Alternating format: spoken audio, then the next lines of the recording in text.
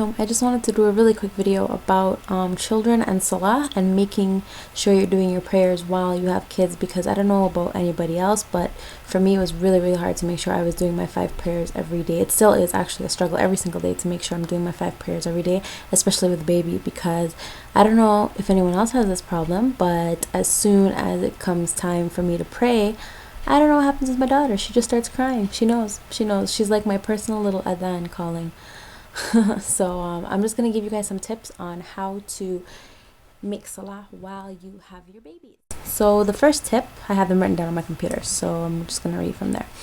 The first tip is buy some new toys and keep them hidden away from them, except when you're doing salah. Like buy maybe like 5 or 6 whatever new toys that they never see, and then when they'll get really excited when you're about to make a salah and you give them this new toy, it'll keep them busy, inshallah, for the 5 minutes that it takes you to make salah. Talk to them before you pray, because sometimes when you're not paying attention to them, babies, they get like anxious about it. So if you could just talk to them, tell them mommy's about to go pray now, I'll be back in 5 minutes, whatever. Just make it a pleasant time, and then maybe afterwards when you're finished the salah and you're making dua, you can have them on your lap and make dua with them and teach them and stuff like that.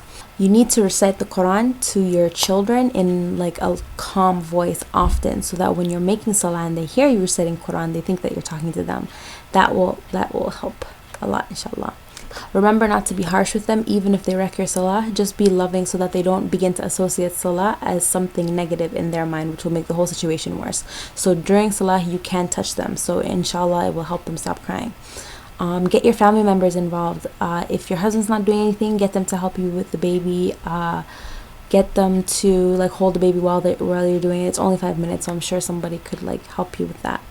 You can try to do this, but I don't know if it'll work. Set your routine so they can be sleeping at least 3 out of the 5 salah times.